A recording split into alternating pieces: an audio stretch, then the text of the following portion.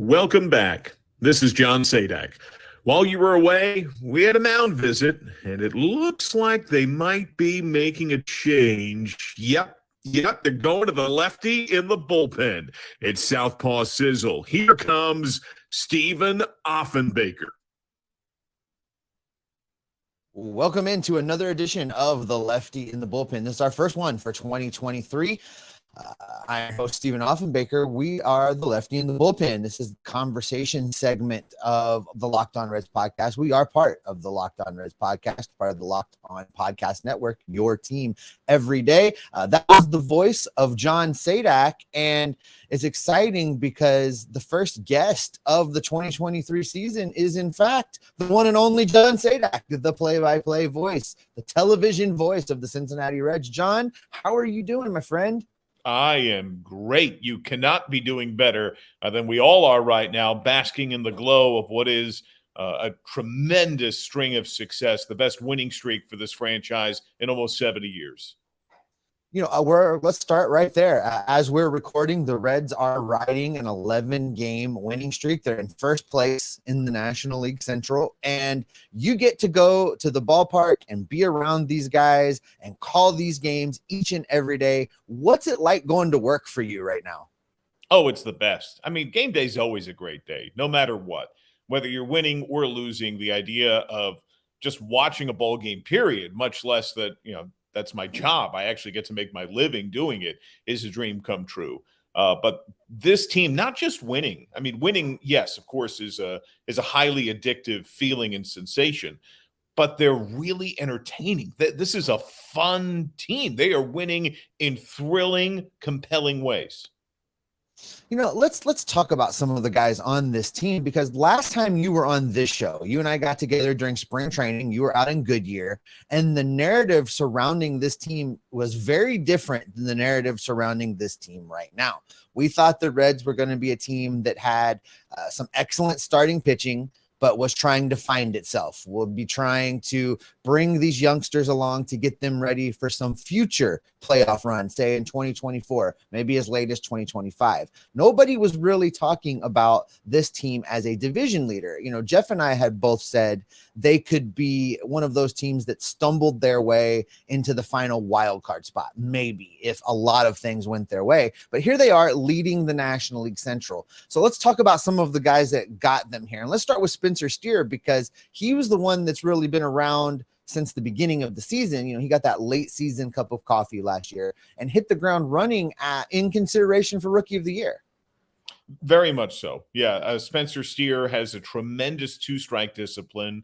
He is selectively aggressive, but he has a keen feel for the strike zone. He knows how to fight off pitches. He has sneaky power. He's been incredibly clutch, even though his spot in the lineup has floated some as the roster has changed over the course of the year. But he and Jonathan India have kind of been neck and neck and trading spots here and there for the team leading go-ahead RBIs. He has delivered in a lot of the biggest spots while also helping at first base. You know, Joey Votto obviously suffered his issues coming off the surgery and rehab, wasn't a part of the puzzle to begin the year. Will Myers was not very productive and then also had his own concern on the IL. And then Steer was able to fill in at first base, play really well, scoop some throws that I think could have gotten away in some other circumstances, while being a very steady personality on this team. And he's also pretty athletic. I think that's a common refrain for many of these younger players in particular. Yeah, he's just outside of the 80th percentile in sprint speed, and he's part of the puzzle in terms of the aggressive base running that includes base stealing and also just trying to grab extra bags and score in situations where most wouldn't.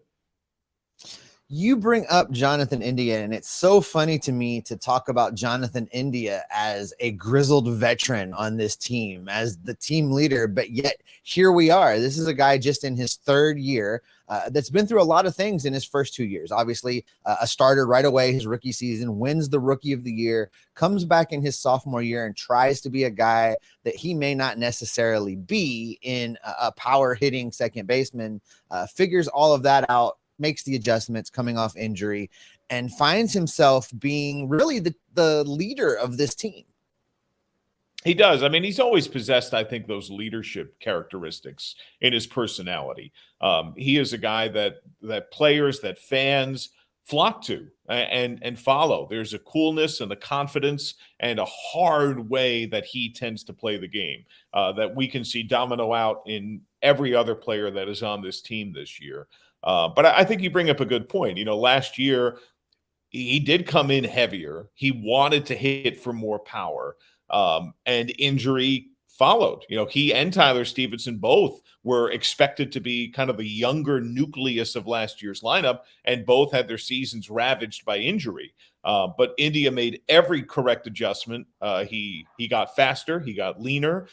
In the beginning of the year, he filled that leadoff role great, and now he's nestled into that usual third position in the order, something that Barry Larkin had been kind of clamoring for a week or two before it happened. And he believes he is just now really finding his groove as a run producer. And we saw that when through the road trip, the long road trip that included the sweep in Houston that ignited this long win streak.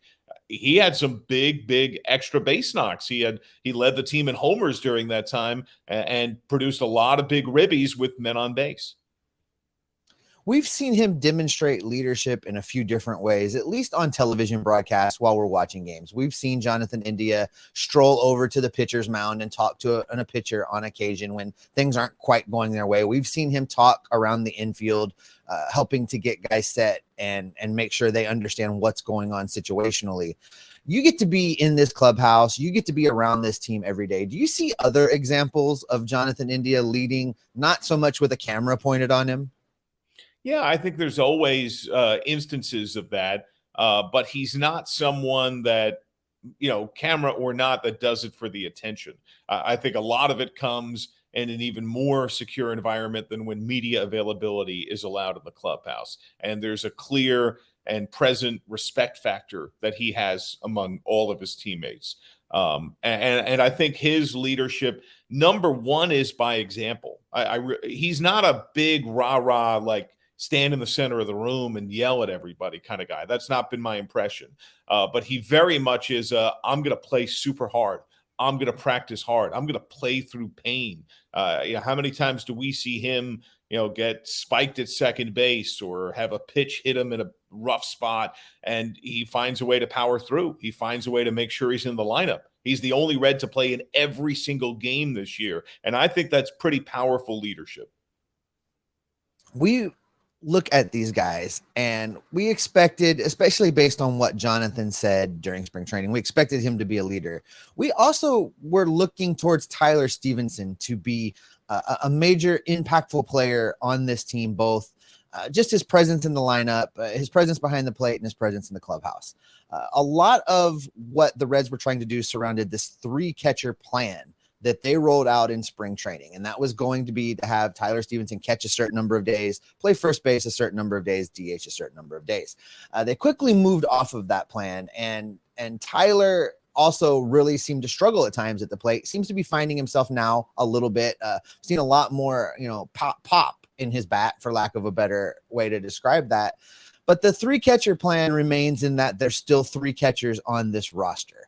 And there's a lot of clamoring in the fan base. There's a lot. It's a lot easier to follow minor league baseball nowadays with the video feeds being available on MLB TV, etc. Everybody wants to see Christian Encarnacion Strand. Everybody wants CES to be called up. And at some point in time, you would think that the Reds are going to have to move him up. He's really still continuing to just play amazing baseball at the AAA level.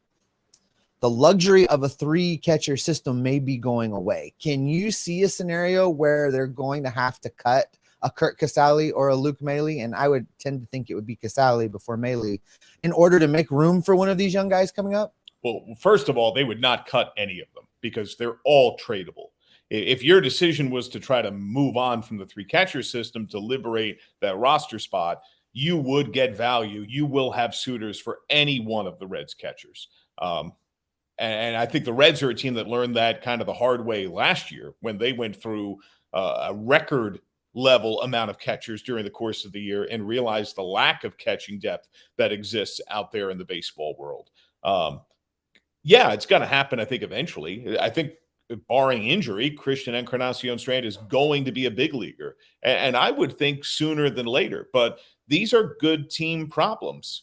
Good team problems are you don't have enough spots for the number of major league caliber players that you have. The Reds just sent Stuart Fairchild down. Assuming Graham Ashcraft gets activated this weekend to start against the Braves, they're going to have to make another roster move. That's a good issue to have for this Reds team. When exactly, I have no idea. That's a really tough question. I think you also have to consider that this pitching staff probably needs help. They are second to last in baseball in starting ERA. Nick Lodolo is out until, at this point, we believe August. Hunter Green is an unknown. At last check, he was getting a second opinion. That's something we'll be asking about over the course of this weekend and a follow-up to what a timeline is, what a deeper diagnosis would be for his situation. What will Graham be when he comes back? I hope it's what he showed before he got hurt, where he was working more lower third. He took something off of his stuff, but it still played really well, and he could build back to be the dominant man we know he's very capable of. But until then, having catching depth helps a lot. It provides a position of strength that I don't think you can fully realize in the trade market until you get closer to the deadline. For everything in the universe, man, there's a give and a take. And, part of the give and take of these expanded playoffs, the Reds team from 2 years ago would have been a playoff team. They wouldn't have collapsed and been on the outside looking in. They would have been in as a wild card team. The downside to that is, I believe what we're seeing is teams are going to be much stingier when they're dealing with trades because more teams believe they're in it. More teams are in it. So they don't have the same compelling drive to shell off certain pieces of their team that they're not committed to on a long-term basis and try to flip that into something for a future return. They're going to demand more. They're going to demand perhaps even more present-day immediate value. And if I'm the Reds, I do not want to trade any of the major prospects. Do you want to trade and make the team better? Yes. But I think to leverage value fully, you're probably going to have to wait until closer to the deadline. And I think that's just one part of a very complicated puzzle for how the timeline will evolve on that. If the Reds are to actually have a catcher to spare, I guess, and I totally hear what you're saying about trading away major league talent, but Tyler Stephenson's going to have to continue to progress much as he's been over the last several weeks. So he came on this show during the offseason and had a lot of good things to say about what his approach was going to be and coming off of that injury. And it seems that he was just slow in coming around. It doesn't strike me. He didn't strike me watching him this season as a player that was still battling that injury. It looked like some timing issues. It looked like some just finding his way issues. What have you seen in him and what are you seeing right now? Because it really does seem that he's coming around. Yeah, I think his last 3 weeks, he's looked a lot more like himself. He's been going to all fields. We have seen more power, even on some of the singles that have been harder hit. He's hitting as low in the order as he ever has in the big leagues. And that's another good thing that's happening with this deepening of the roster and the lengthening of the lineup. You have a guy like Tyler Stephenson hitting 7th or 8th in many of the best iterations of what this Reds lineup is. He didn't quite look like himself. He didn't look comfortable. I would agree that his timing looked off. It was a little eye-opening how many times he went down looking at hittable fastballs. I think we saw the league generally pound him in way, way more, particularly with fastballs, and he's a natural opposite way hitter. At times, it looked like he was trying to turn on those pitches and trying to hit them for power. At other times, it looked like he was trying to lay off those pitches. At times, it looked like he was getting jammed by those pitches.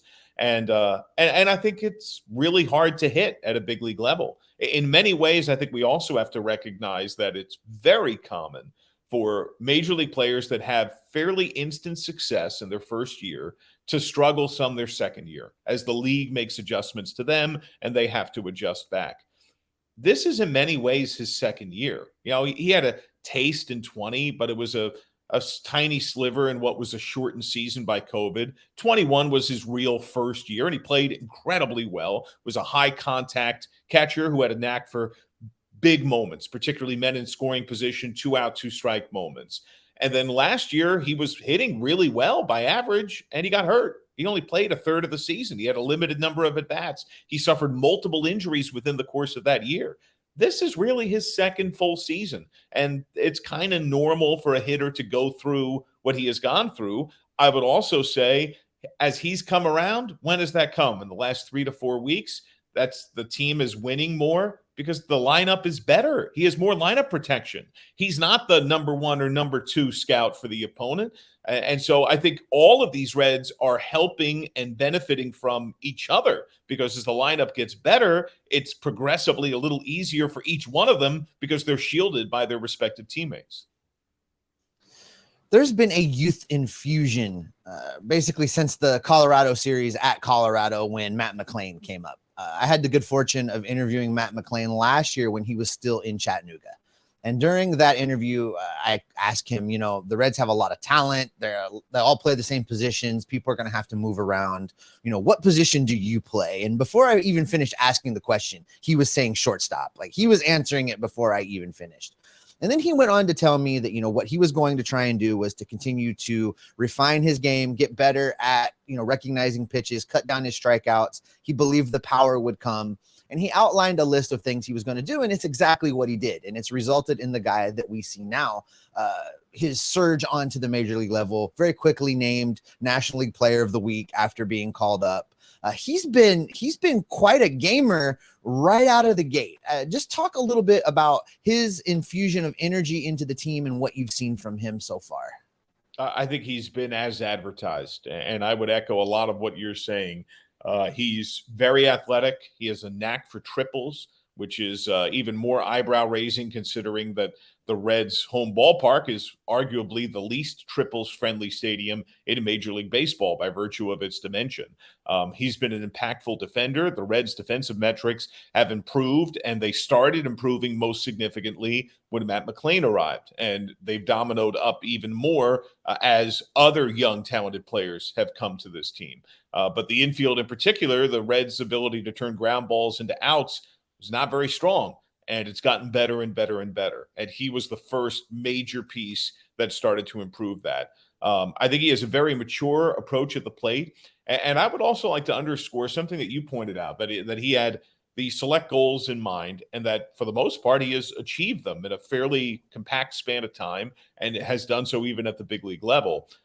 That's what stands out to me the most about what the Reds have done to achieve to this point. We knew they had very talented young players. They were a top 5 farm system in baseball before the year. What we didn't know is that this many young players would get here this quickly. I did not expect that. And that they would perform as well as they have pretty much right out of the gate. Normally, there is an adjustment period for even the most talented of players. And for the most part, all these young guys, Abbott, De La Cruz, McLain, Steer is a young guy who still qualifies as a rookie, have really hit the ground running. It's so rare. Every player knows what their respective strengths and weaknesses are, and organizations know what they are, and they make recommendations to the player, generally follows all of them. Yes, I want to focus on A, B, and C. The game is hard. You don't often just turn the light switch and all of a sudden you fix all of it. And where we've seen that perhaps most profoundly is in the cut down of strikeout rate and chase rate, just general swinging at bad pitches, increase of walk rate, while still being aggressive with power. And that's something we've seen from McLain, from De La Cruz, that Christian Encarnacion Strand has shown at AAA. That's really rare and really hard, let alone the idea that they are as blossomed and as fairly flush filled out of players as they've been already. And I think they're all likely to at least have the potential to improve. When I would talk to scouts in my many years in the minors, and I was fortunate to be associated with organizations and teams that had a lot of prospects that had similar hype to what the Reds had entering this year, they would always caution me, John, the normal math is for your ranked prospects, not including the lower tiered guys that don't profile to be major stars. For the guys that are top 30 organizational prospects, if 1 out of 3 becomes a regular productive big leaguer, not an all-star, not a Hall of Famer, just a guy who plays every day or pitches every 5th day and helps the team, is an average to above average player, you're doing great. 1 out of 3. every young prospect the Reds have brought up so far has done incredibly well. Like that is a hit rate that is unbelievable. And when you talk to Sean Pender, who runs the Reds minor leagues, and you bring up guys like Matt McLain, and you bring up guys like Elly De La Cruz, and you bring up Andrew Abbott, he immediately defers to them. He says, what's the secret sauce? They're really good players who are really smart and have excellent work ethic. Yes, we identify what we want them to be better at, but everybody does. They're able to do it chiefly because they're really good. That brings us to Elly De La Cruz. And I don't recall a time that a Reds prospect has been just this electrifying, and it has been this touted, and has been this hyped, but has really, for a large part, lived up to the hype, has really been as advertised. And Elly arrived on the scene, and, a team that was already really starting to be electric was fully electrified at that point. It has just been something. I was fortunate enough, John, to be back in Cincinnati when Elly made his debut. So I was in the ballpark that night. And listen, John, I know you've been here several years now, and I've been around a long time, and I don't recall a regular season game at Great American Ballpark feeling like that game felt that night with Elly making his debut. Yeah, that's something I've heard from many.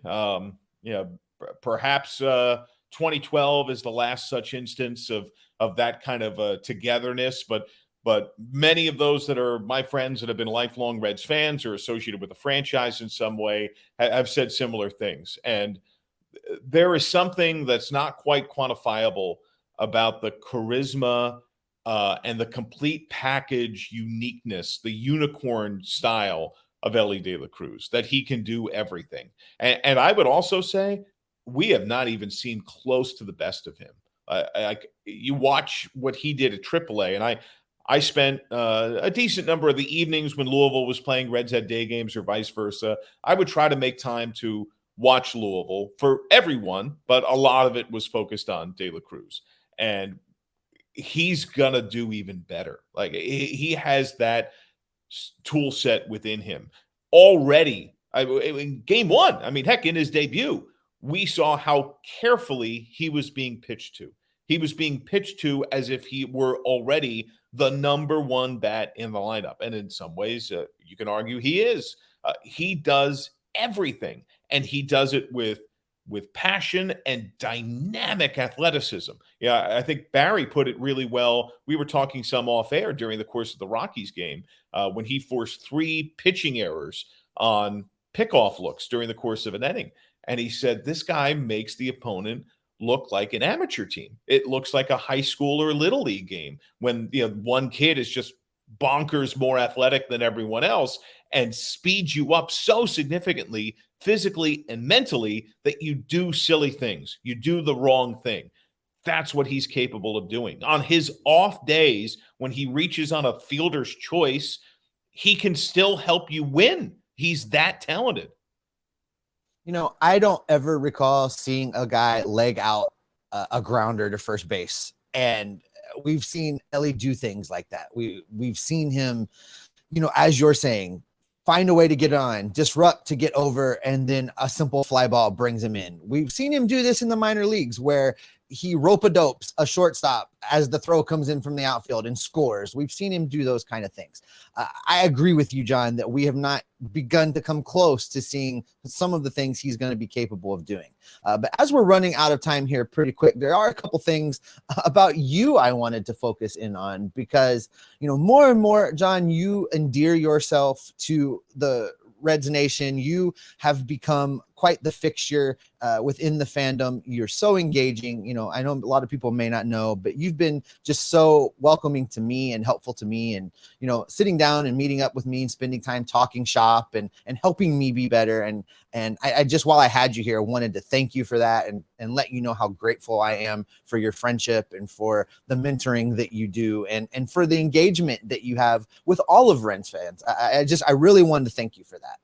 Well, thank you. It's an honor and a privilege to be able to be in that chair. And It's something that I never take for granted. I really mean it when I say that every game day is a great day. I mean, from the first time that I had the luck to call Division III games at my alma mater, I fell in love with what we get to do on a regular basis. And this is the opportunity of a lifetime. And now to see this franchise begin to realize its glory again with the very likely future of many, many really good years to come with how deep and young they are is fantastic. And thank you for your kindness. And thank you to everybody who watches, who goes to games, who reaches out. I love covering Reds baseball. I love interacting with everybody. I love being in that chair. As you do your job, you bring an energy. We've talked about electrifying as far as the team, but some of your calls have really caught fire, especially this season. And I wonder, do you have some scenarios that you have something loaded already? Do you have some things you've come up with that you're kind of sitting on, waiting for them to happen? One example is Elly De La Cruz's first home run, an absolute moonshot. And I think the call went, oh my goodness, that ball had a family, something along those lines. It ends up on a t-shirt the next day. It was really embraced by the fan base. Was that something that you came up with just in the moment? Did you have something a little preloaded? And how do you generally approach things like that? That was entirely in the moment. The only times, there are times where I do have a rough outline or idea of what I want to say. And the only times I've ever done that have not been with the Reds yet. They've been when I've worked nationally calling championship scenarios. So if I'm doing, UConn's longest winning streak in college basketball history is on the line against Mississippi State, I have a structure of a call idea ready if UConn wins and goes to the championship game, and if UConn loses and Mississippi State pulls off the upset. I often have an idea of that doing Army-Navy. I have an idea of that when I'm doing an NFL playoff game because I kind of know the bigger underpinnings that can adjust. Like as the game goes along, there might be some sequence or moment or play that supersedes it. And then so that I pivot to that or the final play is something so significant that kind of encapsulates it instead. But no, with the Reds, I've not yet done that. A lot of people had asked when I first took the job if I had a signature home run call. I haven't. I still don't. I'm open to the idea. Like I'm not saying, and there are people who do it that it's beloved by their fan base. It really works for them. But for me, each moment is different, and I try to treat that moment individually. I may come across something like that at some point. I haven't ruled that out, but I haven't yet. And like that particular call was, that's just what I saw. He killed it. Like Lark and I are just talking, and he hit it so stunningly hard. That was like an eyebrow raising, like, oh my goodness, did you just see that? Like mouth agape kind of sensation that I had seen on video. I'd watched some of Elly. He had even more impressive home runs in the minor leagues, but I'd never seen it in person. And seeing it in person is just different. I believe that Elly De La Cruz is going to be the first player to hit a ball into the river on the fly. We've seen him go in the water on the bounce, never on the fly. And I think he's going to be the first one to do it. So go ahead and get that call preloaded, John. Start thinking about that because I think it's going to happen. Listen, I know we're about out of time. I want to give you one more question. This is a question when we do these conversations that I always ask the minor leaguers because you never know what you're going to get. And I'm going to throw it at you to wrap things up today. And that is this. You've done a lot of podcasts now. You've done a lot of availability. You've had a lot of conversations surrounding the Reds and yourself and engaging this fan base. I wonder, John, is there something that you love to talk about that you never get a question about that you would like to talk about right now? I probably don't get asked a lot about there's a lot of things that pique my interest that are outside the purview of what the normal job is. And I would say some combination of like video games and comic books, graphic novels. Those are two other major passions of mine that I really enjoy. I'm playing Jedi Survivor on PS5 and the new Zelda game on the Nintendo Switch. And I love how those kind of games, the Horizon series, the God of War series, they're great storytelling. We have reached an era where the writing within that genre has gotten so good, and they have such outstanding actors performing in those roles, and the artists that render everything, and the vision of the creators are so thorough that you wind up with 50 to sometimes 100+ hours of entertainment that is almost a cinema-like engagement that's stretched over that span of time, that you're really in, like you're pivoting that character, you are deciding what to do. That is really, really thrilling. And that probably is part of it. That's a big part of the culture of my boyhood, reading Electronic Gaming Monthly, having Nintendo Power subscription, and kind of graduating up with each system that I connect with on some other fans on Twitter from time to time. I'll put up some video game related stuff. I occasionally make references in the broadcast, but that's something that we see with players a lot. I saw it throughout my time in the minors, particularly by the time I got to AAA with the Yankees. Aaron Judge had his PlayStation case on the bus every single day. And those guys created their own little LAN, and they were playing against each other constantly. And a lot of these Reds do the same thing. Tony Santillan is a huge video game player. Graham Ashcraft brings his PlayStation with him on most of the road trips. But that's probably another part of my life that I really, really love. And it'd be my dream to one day be a voice in a video game. That would be really cool. Oh, we need to find a way to make that happen. We're going to start the online campaign right now, John. That is going to happen. And I will tell you, it is a good thing that Jeff Carr is not here today, because we would have a whole nother 30 minutes with all the things that you just brought up, because he is much like you in that regard. I have to tone him down on his Star Wars references all the time. So that's going to be a whole off-season show. I think that we'll do a outside foul territory with Jeff, and you guys can just talk video games and comic books. But listen, John, I am so thankful for you being here again. I truly mean it. I appreciate the level of engagement and what you give to us and what you give to the fans.